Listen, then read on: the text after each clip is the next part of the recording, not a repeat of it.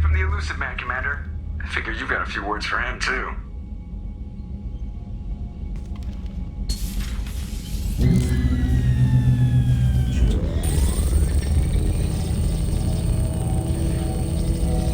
Shepard, looks like Edie extracted some interesting data before the collector ship came back online.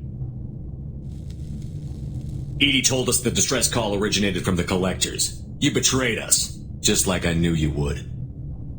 We're at war. The collectors are taking humans, and every minute we waste is one more we give the enemy to prepare. I know the stakes, but we're supposed to be on the same side, and I can't trust you. Without that information, we don't reach the collector homeworld, and you and every other human may as well be dead.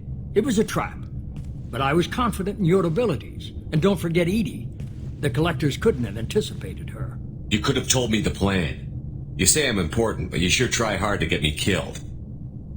I needed the collectors to believe they had the upper hand. Telling you could have tipped them off in any number of ways. Besides, I wouldn't have sent you in if I didn't think you could succeed. I don't risk people. There are always alternatives. You may not like being on the receiving end, neither would I. But the facts are with me. As much as we try to avoid them, these decisions need to be made. But more importantly, it paid off. Edie confirmed our suspicions. The Reapers and Collector ships use an advanced Identify Friend-Foe system that the relays recognize. All we need to do is get our hands on one of those IFFs. I was just on the Collector ship. Why didn't you say anything about finding their IFF? As I said, Edie just confirmed it. Besides, you wouldn't have had time to find and extract it. But we have options. An Alliance science team recently determined that the Great Rift on the planet Klendigan is actually an impact crater from a mass accelerator weapon. A very old mass accelerator. I sent a team to find either the weapon or its target. They found both. The weapon was defunct, but it helped us plot the flight path of the intended target, a 37-million-year-old derelict Reaper. We found it damaged and trapped in the gravity of a brown dwarf. Aren't brown dwarfs basically stars that didn't quite make it? Simply put, but accurate. They're gas giants that don't quite have the masses of stars. Expect gale force winds and extremely high temperatures. The Reaper has a mass effect field that keeps it in orbit, likely an automated response to the external threats. It's stable, but I won't call it safe. I saw what Sovereign did to the Citadel fleet. Hard to imagine anything could stop something that powerful. This vessel is a relic from a battle waged while mammals took their first steps on Earth. There's no trace of the species that took the shot. Perhaps it was their one moment of defiance before being wiped out. I get the feeling this isn't going to be a simple swing by and pick up our package. We lost contact with Dr. Chandana's team shortly after they boarded. Initial reconnaissance revealed no clues, and it was too risky to commit more resources. But now we need that IFF. I'll forward the coordinates to Joker. In the meantime, I suggest you tell your crew I didn't risk their lives unnecessarily. It will make things easier going forward. Edie, tell the crew to assemble. We've got a lot to talk about. Of course, Shepard.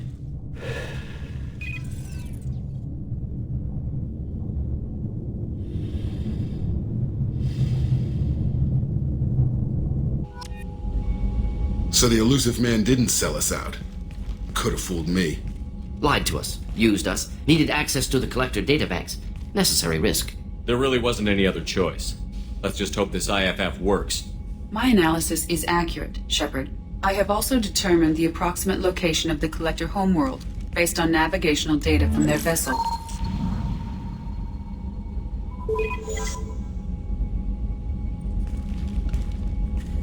That can't be right.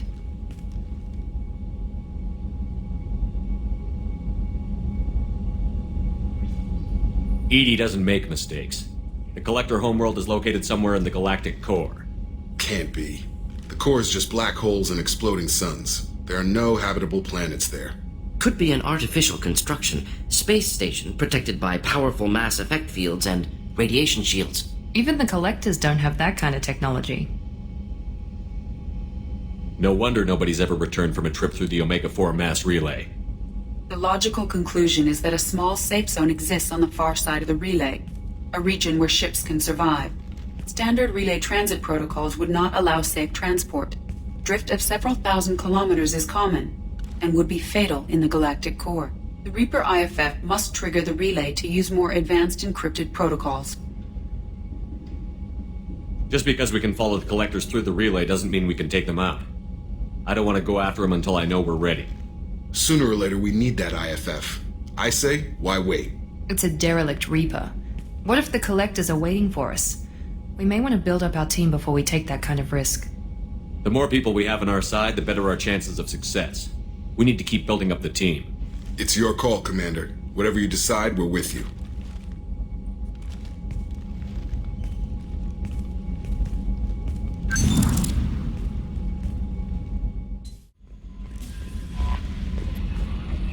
You had me so worried when you were trapped on the collector ship.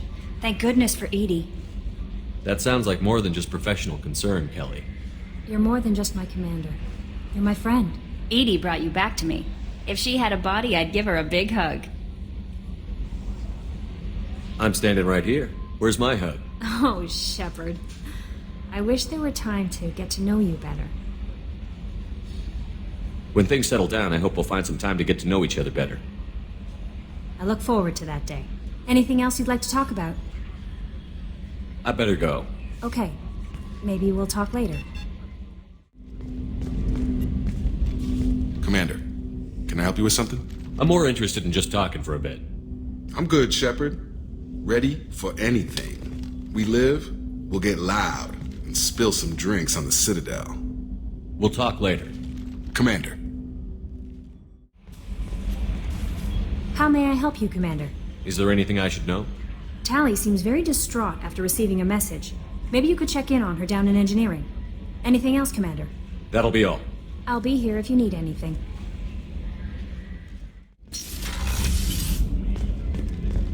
Commander, what can I do for you? You have a minute, Miranda? Of course. I'd been meaning to speak with you, in fact.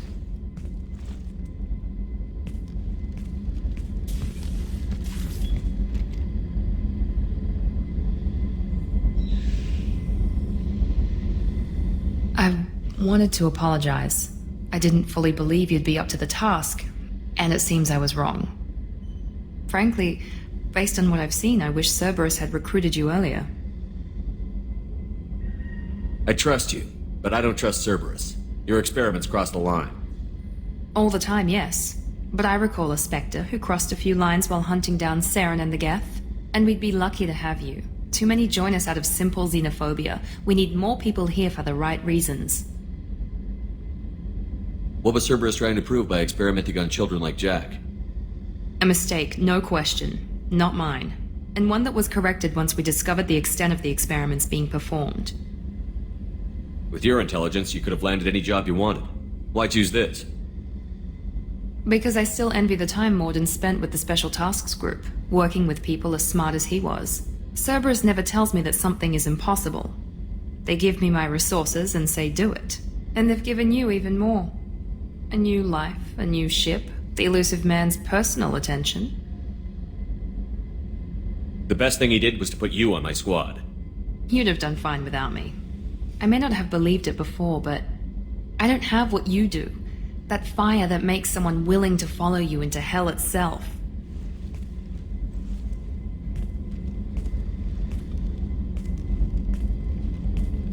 My father got me the best jeans money could buy. Guess it wasn't enough.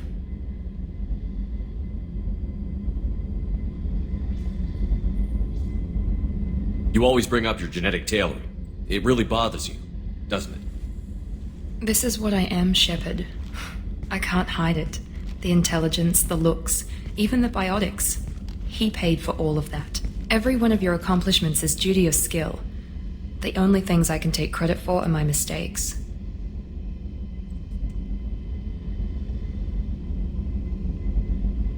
I can't admire your body or your mind?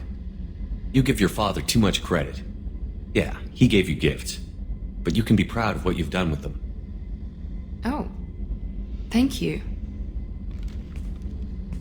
Perhaps I wouldn't mind if you admired my body. I'm sorry. I didn't mean it that way. We need to stay professional. keep our focus. Yes, you're right. This is too important for anything to cause friction. Thank you for coming by, Commander.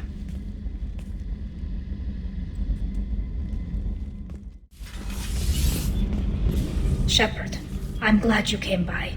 I may need your help. I just received a message from the migrant fleet. The Admiralty Board has accused me of treason. I'm scared, Shepard. Nobody who knows you could believe you betray your people, Tally. I don't know. They don't lay charges like this unless the evidence seems absolute. But thanks. I appreciate your faith in me, Shepard. Is it because you're working with Cerberus?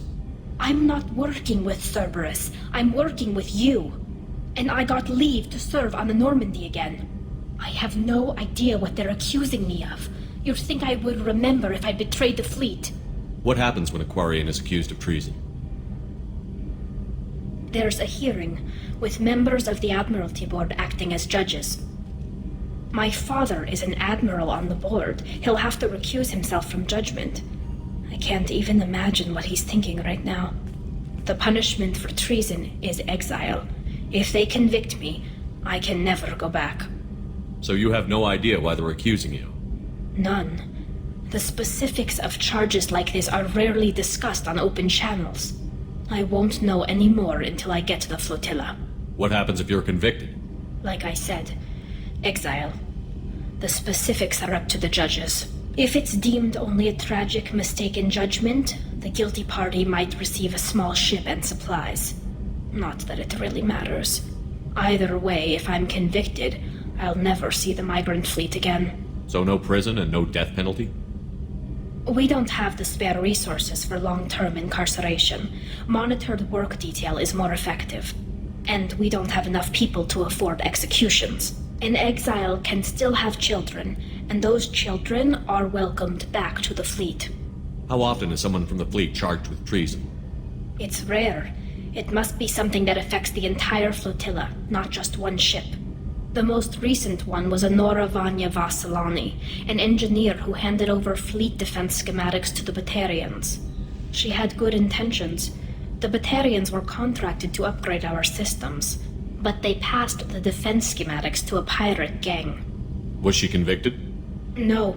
She made a suicide run on the pirate gang. She destroyed them before they could attack the fleet. She was pardoned, posthumously. Let's hope I don't have to prove my innocence that way. So how does the trial work? How soon do we need to get you there? They'll wait a reasonable period of time for me to come and defend myself. Eventually, if I don't show up, they'll try me in absentia. As for how it works, it's less formal than an Earth trial or something you'd see on the Citadel. We're family. This is just the worst kind of family meeting. Okay, let's go find the flotilla. I was going to book passage on another ship. I didn't think there would be time for you to help. Thank you, Shepard. I'll program the Normandy with the flotilla's current location. The admirals will be waiting for us.